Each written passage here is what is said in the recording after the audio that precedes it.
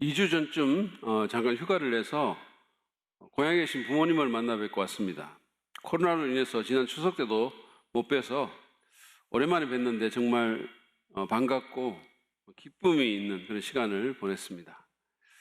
이처럼 건강하고 친밀한 관계는 우리에게 기쁨의 원천이 됩니다. 잠언 17장 1절에서 말씀한 것처럼 마른 빵 한 조각을 먹으며 화목하게 지내는 것이 진수성찬을 가득히 차린 집에서 다투며 사는 것보다 낫습니다. 화목한 관계가 재물의 풍성함보다 더 낫고 더 큰 기쁨을 우리에게 선사해 준다는 사실을 우리는 잘 압니다. 문제는 모든 관계가 저절로 우리에게 기쁨을 주지는 않는다는 것입니다. 우리 인생에 있어서 관계의 비중이 큰 만큼이나 어떤 관계는 우리를 너무 불행하게 만들기도 합니다. 우리는 어떻게 관계의 기쁨을 더 키워갈 수 있을까요? 어떻게 하면 관계로 인한 기쁨을 더 풍성히 누리며 살 수 있을까요? 지난주에 우리는 빌립보서 1장 3절부터 8절의 말씀을 통해서 관계의 기쁨을 키워갈 수 있는 3가지 비결에 대해서 나누었는데, 그것은 서로 기도해 주는 것과 필요를 채우는 것, 그리고 상대방에게 요구하기보다는 하나님의 은혜와 도우심 가운데 내가 더 좋은 사람이 되는 것이었습니다. 오늘은 그것에 이어서 2가지를 더 나누기를 원합니다. 먼저는 비전을 공유할 때 관계의 기쁨은 더 커진다라는 겁니다. 언제부터인가 비전이라는 말은 전국적인 유행어가 되었죠. 비전은 청사진을 가진 소망이고 반드시 그렇게 되어야 하고 또 될 수 있는 미래의 바람직한 모습을 일컫습니다. 잘 아는 것처럼 비전은 개인이나 조직체의 미래를 결정하는 데 매우 중요합니다. 그러나 비전은 관계의 개발에서도 중요한 요인입니다. 미래에 대해 같은 꿈과 소망과 비전을 가질 때 그 관계는 더 깊어지고 친밀해질 수 있으며 관계의 기쁨을 더 누릴 수 있습니다. 바울과 빌립보 성도들은 이방인 세계에 복음하라는 그 비전을 공유하였음에 틀림이 없습니다. 그랬기 때문에 그들은 초창기부터 바울의 복음 사역에 동참했던 것입니다. 그들은 바울이 지금 로마의 감옥에 갇혀 있는 것을 알고 있었지만 그의 투옥이 이방 세계에 복음하라는 비전을 이루는 데 있어서 얼마나 중요한가를 이해하였던 것 같습니다. 당시 로마는 세계의 심장부였고 바울은 로마의 황제 가이사 앞에 서게 되어 있었습니다. 바울의 투옥은 그를 지키는 가이사의 친위대뿐만 아니라 로마의 엘리트들과 접할 수 있는 기회를 그에게 가져다 주었습니다. 이 전략적 중요성을 간파했기 때문에 빌립보 성도들은 자기들의 목회자인 에바브로디도까지 보내서 바울을 섬기게 했습니다. 그뿐만이 아니죠. 7절 하반부에 의하면 그들은 바울과 함께 이 복음을 위해서 싸웠습니다. 제가 읽겠습니다. 여러분 모두는 내가 갇혀 있을 때나 복음을 변호하고 입증할 때 내가 받은 은혜에 동참한 사람들입니다. 이것은 단순한 재정적인 협조를 의미하는 데 그치지 않습니다. 빌립보 성도 가운데는 바울처럼 복음 때문에 감옥에 갇힌 자도 있었습니다. 빌립보 성도들은 바울과 같은 싸움을 하고 있다고 언급한 30절 말씀을 보면 이것을 잘 짐작할 수 있습니다. 즉 그들은 바울과 같은 꿈과 비전, 같은 목표를 위해서 일하고 싸웠던 것입니다. 우리가 같은 비전을 공유하고 있을 때 그 관계는 더 견고해지고 그 관계의 기쁨은 더 커집니다. 특별히 우리 그리스도인들은 교회를 통한 복음 사역의 비전을 공유해야 합니다. 존경받는 복음 전도자인 빌리 그레이엄 목사님은 빌리 그레이엄 전도협회의 핵심 동역자들과 평생을 함께 사역한 것으로 유명합니다. 근데 그들은 같은 마을에 모여 살면서 긴밀하게 교류하는 가운데 사적으로도 매우 친밀하게 지냈습니다. 그들의 각별한 우정은 세계 복음화의 비전을 공유함으로써 더 깊어진 것입니다. 저는 우리 교회 식구들이 단순히 일주일에 한 번씩 얼굴만 마주치는 교회의 교인이 아니라 비전을 공유하는 가운데 끈끈한 관계를 형성하는 사람들이 되기를 간절히 바랍니다. 덜 종교적인, 더 예수 닮은 교회가 되겠다는 비전, 지역사회의 선물이 되는 교회를 만들자는 비전, 이 외로운 세상에 함께 울고 함께 즐거워하는 영적 가족 공동체를 이루겠다는 비전, 선교와 구제의 센터가 되어서 우리 지역만 아니라 전 세계의 수많은 사람들에게 주의 복음과 사랑을 나누겠다는 비전, 이런 가슴 벅찬 비전을 공유하기를 바랍니다. 자기 자신보다 또 자신의 가정보다 더 크고 위대한 이 비전을 함께 품읍시다. 부부관계에서도, 부모와 자식 관계에도, 친구 관계에도, 교우 관계에도 마찬가지입니다. 비전을 공유합시다. 서로를 바라볼 뿐만 아니라 같은 곳을 바라봅시다. 기쁨이 활짝 꽃피게 될 것입니다. 두 번째로, 사랑을 표현할 때 관계의 기쁨은 더 커지게 됨을 오늘 본문은 또 가르쳐 줍니다. 지난주에 저는 바울을 사람 중심적인 사람이라고 말했습니다. 이것은 그가 자신의 감정을 표현하는 데서도 찾아볼 수 있습니다. 사실 바울의 이런 면은 제게 좀 의외였습니다.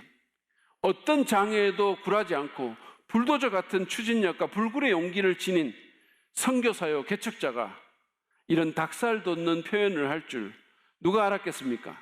7절 앞부분을 보십시오. 제가 읽겠습니다.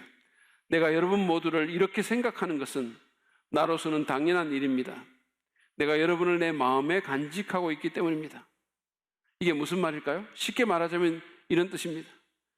내가 여러분에 대해서 이렇게 좋게 느끼는 것은 당연한 일인데, 왜냐하면 여러분이 내 마음에 있기 때문이거든. 예전에 어떤 드라마에서 남자 주인공이 그 사랑하는 여인 앞에서 자신의 가슴을 가리키면서 이 안에 너 있다 라고 말해서 인기를 모은 적이 있습니다. 그 닭살 돋는 대사의 오리지널이 바로 이 바울입니다. 뿐만입니까? 8절은 더 진합니다. 내가 그리스도 예수의 심정으로 여러분 모두를 얼마나 그리워하고 있는지를 하나님께서 정언하여 주십니다. 개역 개정의 번역이 더 낫습니다. 제가 읽겠습니다. 내가 예수 그리스도의 심장으로 너희 무리를 얼마나 사모하는지 하나님이 내 증인이시니라. 내가 여러분을 얼마나 사모하고 보고 싶어하고 얼마나 사랑하는지 압니까? 여러분을 위해 기꺼이 목숨을 내어주신 예수 그리스도의 심장으로 여러분을 사랑하고 사모합니다. 하나님이 아십니다. 이렇게 말한 겁니다. 여러분 대단하지 않습니까? 이 편지를 받아서 읽은 빌립보 성도들이 감동을 하지 않았다면 그게 이상한 일입니다. 오랜 유교의 영향으로 우리는 우리의 사랑과 감정을 표현하는데 좀 서툰 면이 있습니다. 대부분의 한국 남자들은 연애할 때 온갖 다양한 말과 행동으로 구애를 하지만 결혼하고 나면 완전히 달라지죠. 도와주지도 않고 필요를 채워주지도 않고 따뜻하게 포옹하는 등의 행동을 통한 표현도 잘 하지 않을 뿐만 아니라 말로도 표현하기를 꺼립니다.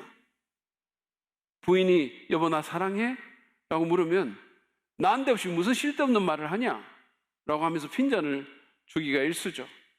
이처럼 말로도 행동으로도 표현이 없으니까 관계의 기쁨이 사라지는 것입니다. 표현되지 않은 사랑은 사랑이 아니다라는 말도 있습니다. 저는 사실 이런 말 할 자격이 없어요. 저도 표현하는데 참 서툽니다. 그러나 표현하지 않으면 상대방이 내 마음을 알 길이 없죠. 말로 하기가 힘들면 문자나 메일을 보낼 수도 있습니다. 어깨를 톡톡 두들겨 줄 수도 있습니다. 작은 선물을 건네줄 수도 있습니다. 몇 년 전에 제 생일이 기억이 납니다. 생일 하루 전날에 전에 섬기던 교회의 두 자매가 저를 보러 오겠다고 했습니다. 그 친구들을 데리고 우리 집사람과 함께 가까운 식당에서 저녁을 먹었어요.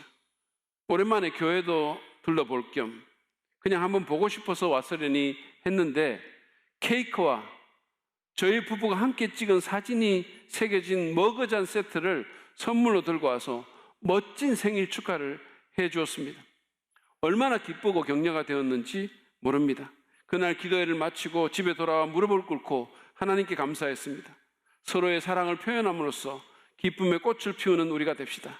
부부간이나 부모 자식 간에, 그리고 동료나 친구 간에, 목장 식구들 사이에 어떤 방식으로든 우리의 사랑과 호의를 표현함으로써 기쁨의 관계의 기쁨을 꽃피우는 우리가 되기를 바랍니다. 관계에 대한 갈망은 우리 영혼의 가장 맹렬한 갈망입니다. 왜냐하면 우리가 하나님의 형상으로 만들어졌기 때문입니다. 여러분, 하나님이 어떤 분입니까? 그분은 삼위일체 하나님으로서 본질적으로 관계적인 분이시죠. 그런 분을 닮은 존재로 인간이 만들어졌기 때문에 인간 안에도 관계에 대한 깊은 갈망이 있는 것입니다. 탁월한 설교자요 베스트셀러 작가인 존 올트버그는 말하기를 사람 몸에 음식과 물과 공기가 필요하듯 우리 영혼에 친밀한 관계가 필요하다라고 했습니다. 우리는 건강하고 친밀한 관계가 없이 결코 행복할 수 없고 기쁨을 경험할 수도 없습니다. 교회는 이런 인간의 갈망을 해결하기 위해 하나님께서 우리에게 주신 선물입니다. 지난주의 말씀처럼 우리가 서로를 생각하고 기도해 줄 때, 필요를 채워주고 더 나은 사람으로 변화하려고 노력할 때, 그리고 오늘 나눈 것처럼 서로 비전을 공유하고 사랑과 우애를 표현할 때 우리는 기쁨의 관계의 기쁨을 온전히 경험하게 될 것입니다. 여러분, 하나님의 교회는 그저 일주일에 한 번 모였다 흩어지는 종교 집단이 아니라 정말 서로 의미 있는 관계를 맺는 공동체가 되어야 됩니다. 왜냐하면 우리가 믿는 하나님이 관계적인 분일 뿐만 아니라 십자가에서 자기 목숨을 내어줄 만큼 맹렬한 사랑으로 관계를 추구하신 분이 우리의 주님이시기 때문입니다. 그분은 십자가 희생을 통해서 우리를 향한 당신의 사랑을 표현해 주셨습니다. 그러므로 당신 자신을 주시고 관계적인 삶으로 우리를 초청하신 그 초청에 응해서 우리도 하나님과 서로에게 우리의 사랑을 표현합시다. 서로 마음을 열고 다가갑시다. 거추장스러운 가면을 벗고 진정으로 관계에 돌입합시다. 그래서 힘을 모아서 함께 하나님을 영화롭게 하고 복음사역의 비전을 이루는 가운데 예수 그리스도 안에서 서로를 누리는 큰 기쁨을 활짝 꽃피우도록 합시다. 그런 축복이 여러분에게 있기를 간절히 바랍니다.